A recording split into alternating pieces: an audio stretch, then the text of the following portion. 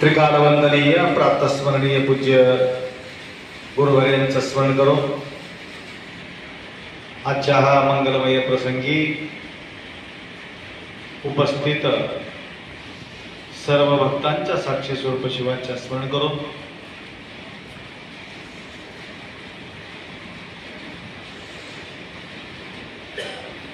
अनेक दिवसाच्या नंतर या ठिकाणी आमचा या ठिकाणी भेट होत आहे. तत्पूर्वी काका सांगितल्याप्रमाणे व तसेच आपला सनातन देवी देवतांच्या जो परंपरा आहे त्या परंपराबद्दल माहिती तुम्हाला त्यांनी करून दिले व तसेच काही दिवसापूर्वी आपला पदयात्राच्या माध्यमातून डॉक्टर विलासरावजी तर आमच्या भरपूर प्रतिवर्ष आमचा सेवा करत आहे. अनेक भाविक भक्त आम्हाला जुळलेले आहेत. तर या ठिकाणी बसून सुद्धा आमचा कार्यक्रम यूट्यूबच्या माध्यमातून, इंस्टाग्रामच्या माध्यमातून, व्हॉट्सअपच्या माध्यमातून, फेसबुकच्या माध्यमातून बरेचसे भक्त आपला कॉन्टॅक्टमध्ये आहे. तर त्याप्रमाणे कॉन्टॅक्टमध्ये राहणं एक वेगळं आहे.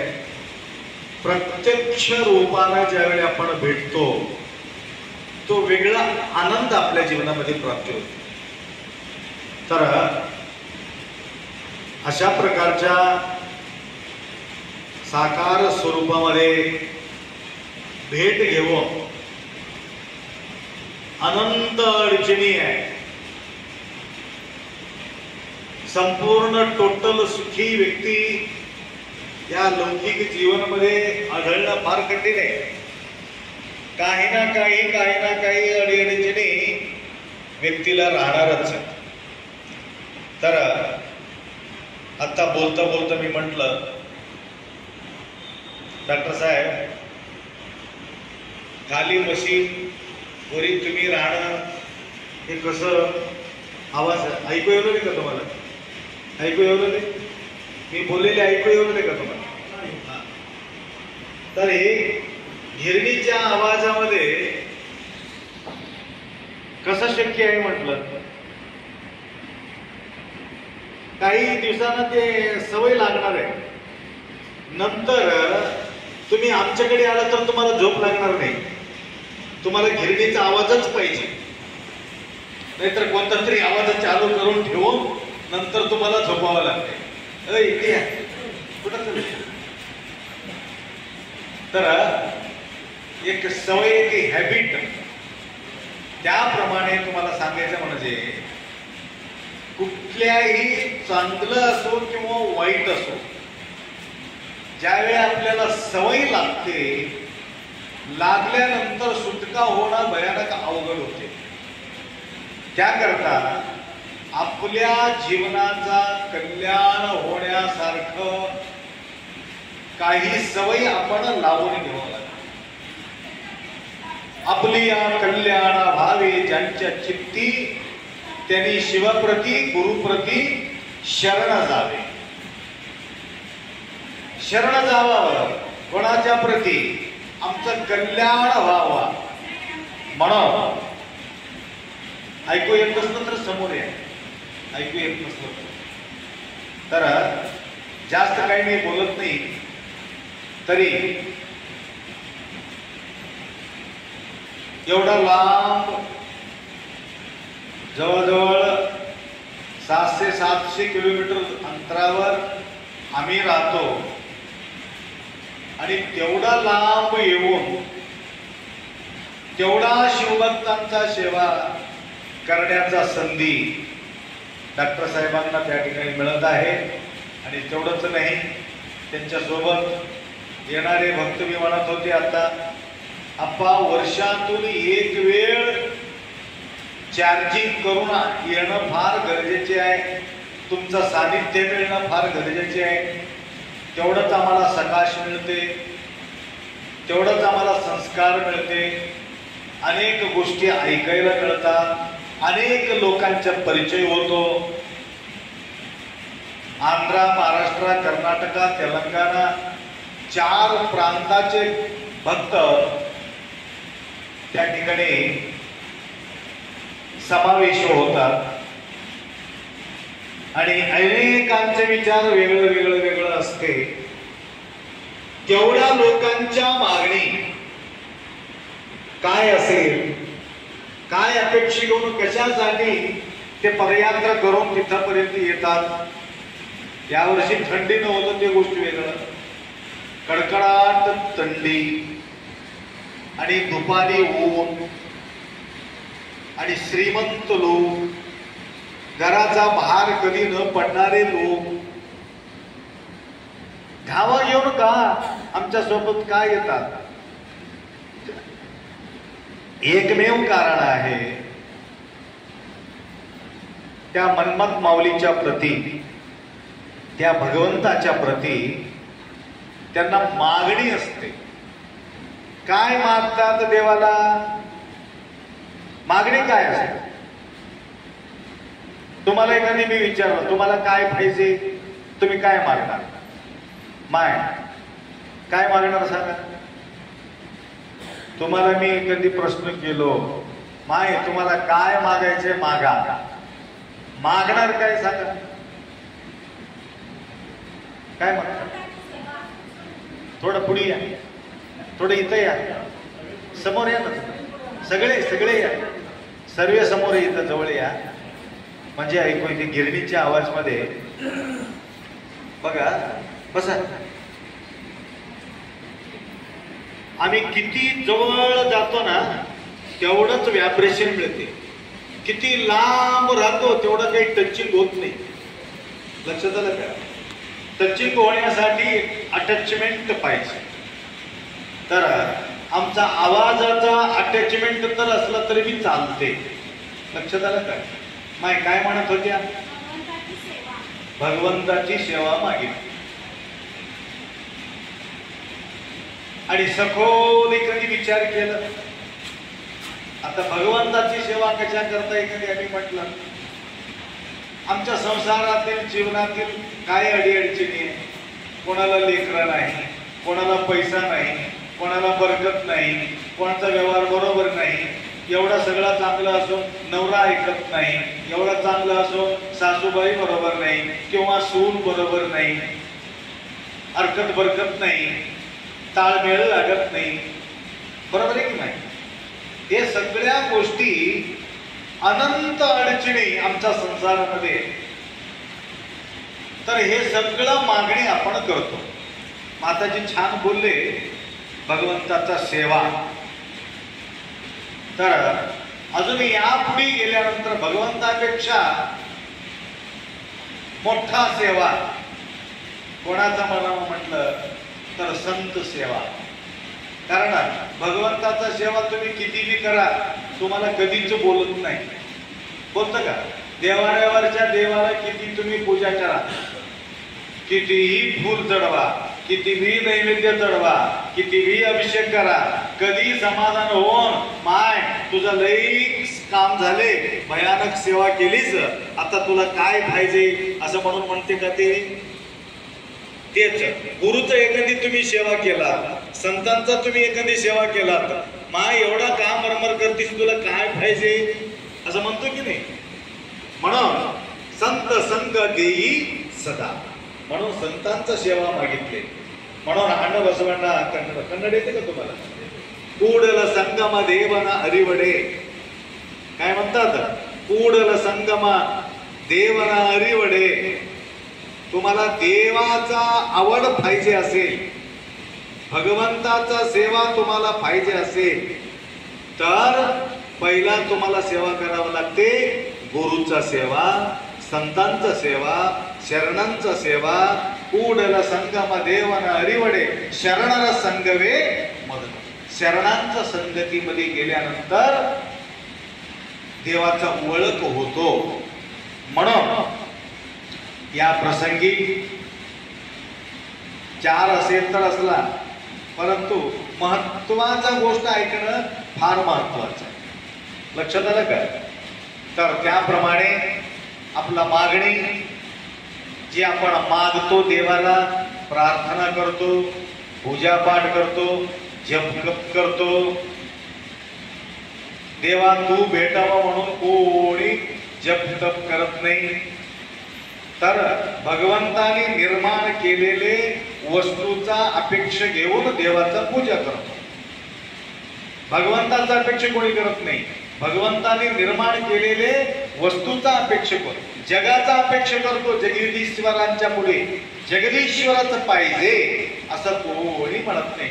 लाखात एक सहस्रेश कश्चित यतति सिद्धये यततामपि सिद्धानां कश्चित माम वेति तत्त्वतः. म्हणून जे आपला मागणी आहे, ऐका, जे आपला मागणी आहे ते मागणी पूर्ण झाल्यानंतर माणूस समाधान होते म्हणून गॅरंटी नाही. ठीक आहे, आपण काय करतो? गरीब आहोत. गरीब असलेली व्यक्ती काय अपेक्षा करते? माझं पोट भरलं तर बस महाराज, काय करायचं आपल्याला? पोटापुरता अनाज भेटलं तर संपलं. ऐकून आले का? पोटापुरता अनाज भेटलं संपलं. आता पोट भरू लागलं, समाधान 3 टाइम जेवायला मिळू लागलं आणि आरामशीर झोपते का माणूस? नाही, अजून पुढचा विचार करतो. आता काय सगळे लोक छान छान कपडा टाकला तर माझ्या अंगावर कपडाच नाही म्हणून कपडाचा विचार करतो. देवा माझ्या कपडाचा थोडा व्यवस्था करा, लपडा निघून जाऊ दे. लक्षात आलं का? पहिले काय विचार केला? पोट भरलं तर पुरी. नंतर काय विचार केला? कपडा झाला तर पुरी. ठीक आहे, देवाच्या कृपाने कपडा बी झाले आणि पोट बी झाले, निवांत झोपतील का ते माणूस? नाही. अजून काय विचार करते? सगळ्याच्या हातामध्ये मोबाईल आहे, सगळ्याच्या हातामध्ये अंगठी आहे, सगळ्याच्या हातामध्ये तसं आहे. आता ते विचार करतो का मागणी करतो? हातामध्ये अंगठी पाहिजे, घडी पाहिजे, थोडं चिंते. ठीक आहे, अंगठी झाली, रडा झाला आणि मोबाईल बी भेटले आणि घर बी भेटलं, शेत बी भेटलं, सगळं भेटलं, निवांत झोपतं का? नाही. बायको पाहिजे. आता काय पाहिजे? बायको पाहिजे म्हणते. बायको झालं तर संपलं का? लेकरू पाहिजे. लेकरू झाल्याबरोबर संपलं का? अशा प्रकारचे मरेपर्यंत तुमचं कधी संपत नाही. आखरी म्हणतो कोरोना येता कामा नाही, आला तर आला, गाव मरून जाऊ दे, परंतु आमच्या घराला कोरोना येऊ नये असं म्हणते.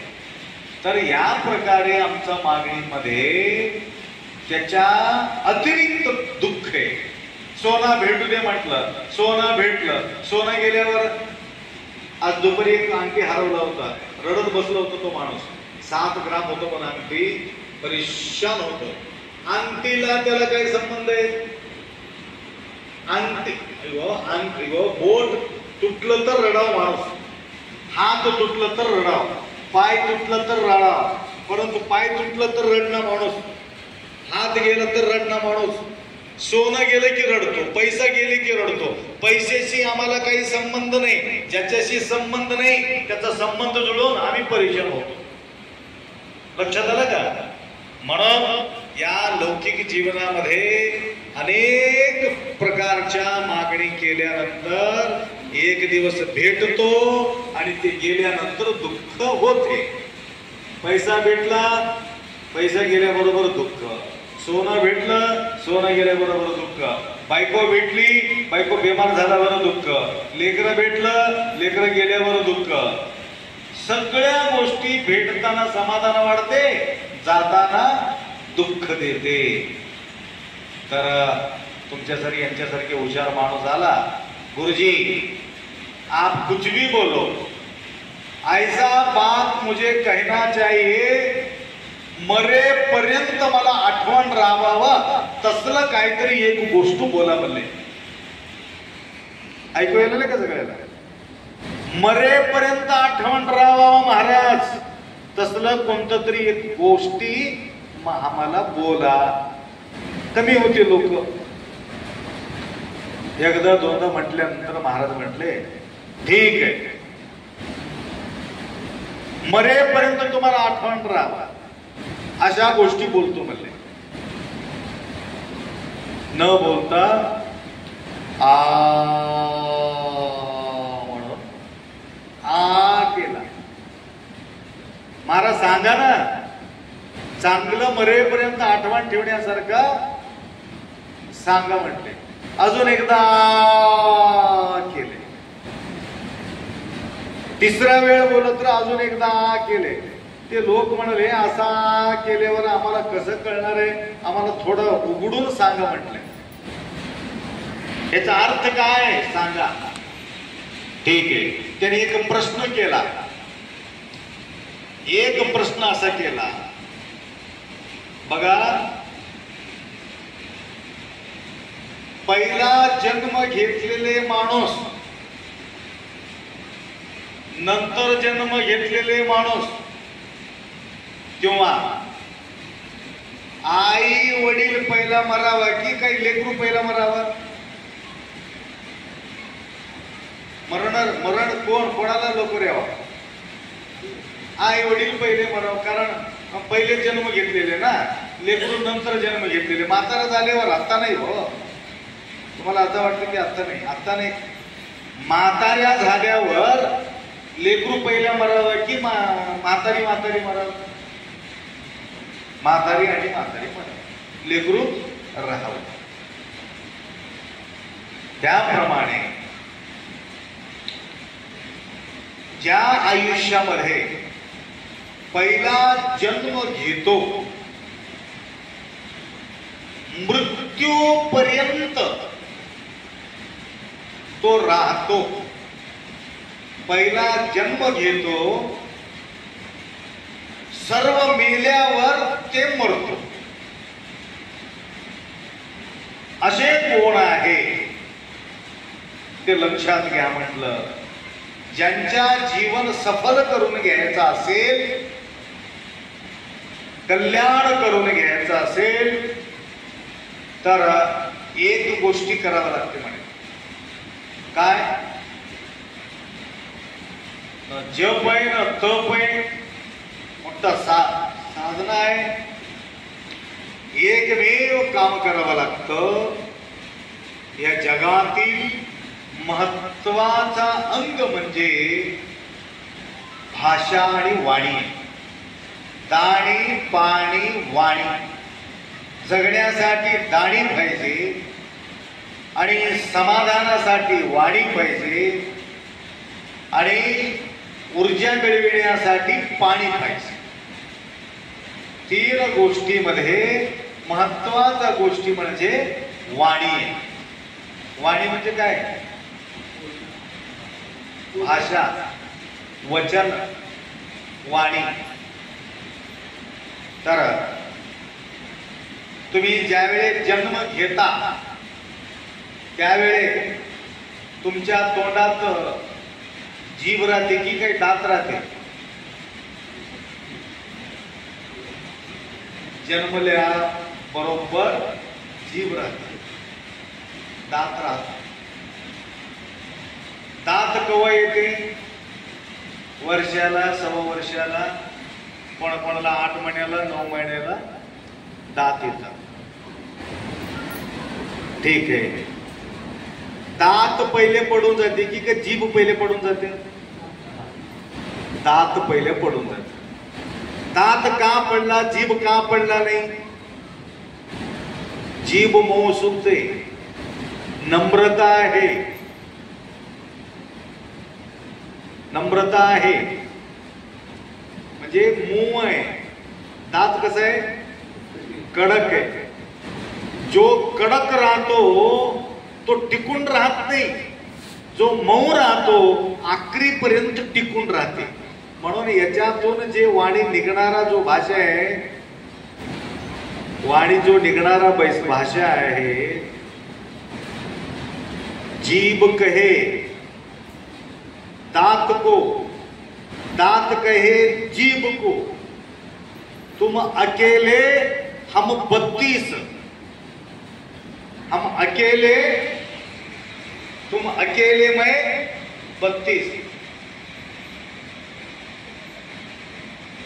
आमच्या ह्याच्यामध्ये तू खेळत राहतोस, चावून टाकले की संपला, आमच्या तावडीमध्ये सुटला तर अवघड होईल. त्यावेळे जीभ कहे दात को, जीभ बोलले म्हणे दाताला, एक वेळ मी वाकडा बोललो 32चा 32 पाडून जाईल म्हणले. लक्षात आलं का?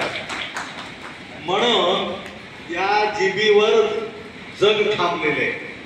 म्हणून कुठेही जावा आणि गोड गोड बोलू लागलो, गोड गोड राहू लागलो, तर त्या ठिकाणी त्यांच्या जीवनबी सुद्धा खुशाल राहते. आणि त्यांच्या सानिध्यात येणाऱ्या व्यक्ती काय हो, किती छान बोलतात, किती सुंदर बोलतात. वचनी अमृता झालो मी गे पूर्ण तृप्त. वचनाच्या अमृत त्याला म्हणते, वचनाच्या अमृत. लक्षात आलं का? द्राक्षाम लानमुखी जाता शर्करा चास्मतांगता, गुरुवचनम दृष्ट्वा सुधा भीता दिवंगता. लक्षात आलं का? त्या अमृतापेक्षा मोठा पदवी या गुरुमाऊलीच्या वाणीला दिले, संतांच्या वाणीला दिले. कारण अमृत पाहायला मिळत नाही. द्राक्षीला बघितलं तर कसं तरी सुरकुट पडलेले, द्राक्षी गोड आहे, सुरकुटे पडलेले, अमृत भारी आहे, परंतु मरून गेलेले. अमृत कुठं राहते? अमृत कुठं आहे? स्वर्गात आहे म्हणतात. अमृत स्वर्गात आहे म्हणतात ना. मग अमृत प्यायचं असलं तर काय करावं लागेल? मरून जावं लागेल. मेल्यानंतर अमृत मिळते म्हणून गॅरंटी काय? गॅरंटी नाही. म्हणून गुरुमाऊलीच्या 2 शब्द आम्ही ऐकलो, हरपले तान भूक, समाधान वाटते.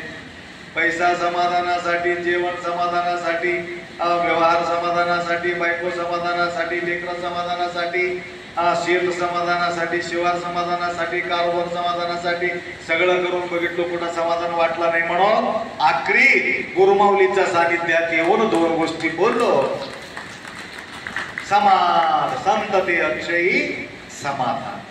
त्याकरता अशा प्रकारचा समाधान आम्हाला मिळावं म्हणून डॉक्टर साहेब फार सुंदर सेवा प्रतिवर्षी त्या ठिकाणी करत राहतात. इतकं सुंदर दिंडी, ऐसा पाहुनी या डोळा सुखा सोहळा.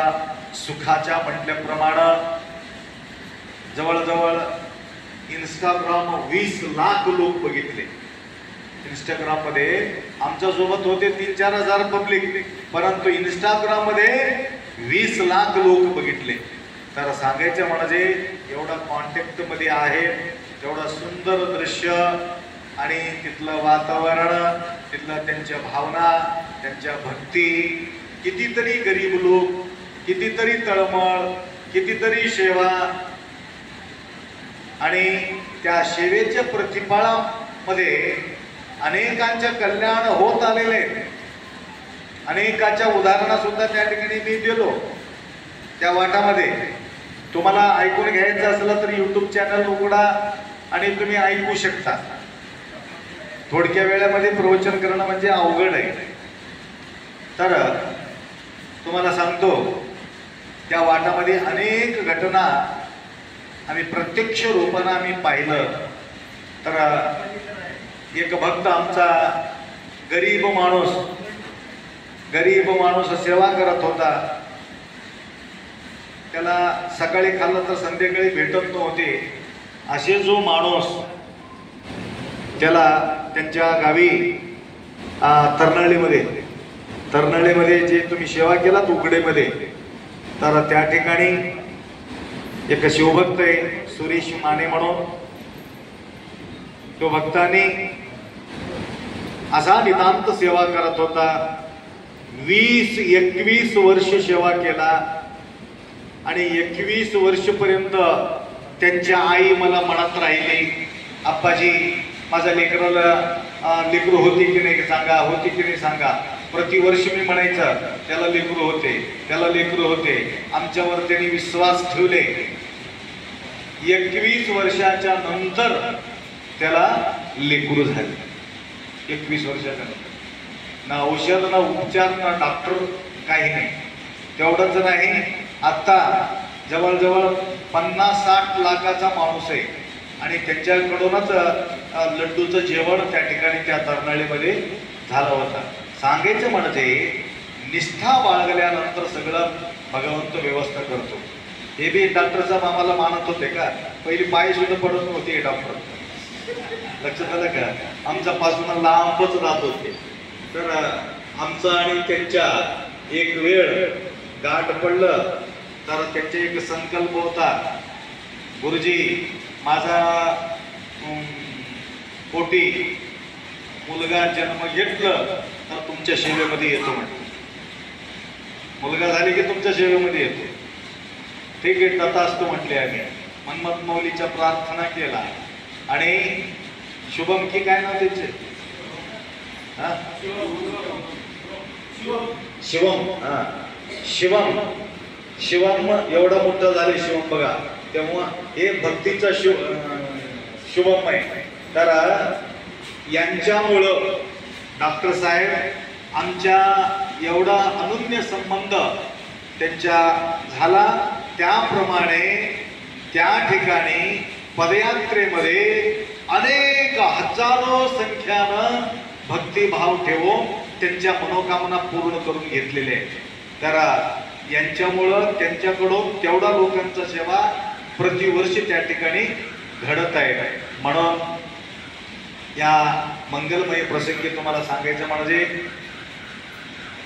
तर इथं आल्यापासून जे बोलले, गुरुमाऊलीच्या पदस्पर्शानं ज्या ठिकाणी पदस्पर्श होते, ज्या ठिकाणी त्यांच्या पाऊल पडते, त्या ठिकाणी सुखशांती समाधानाचं वातावरण निर्माण होते. म्हणून यांच्या वडिलाचा माझा जास्त आठवण येते.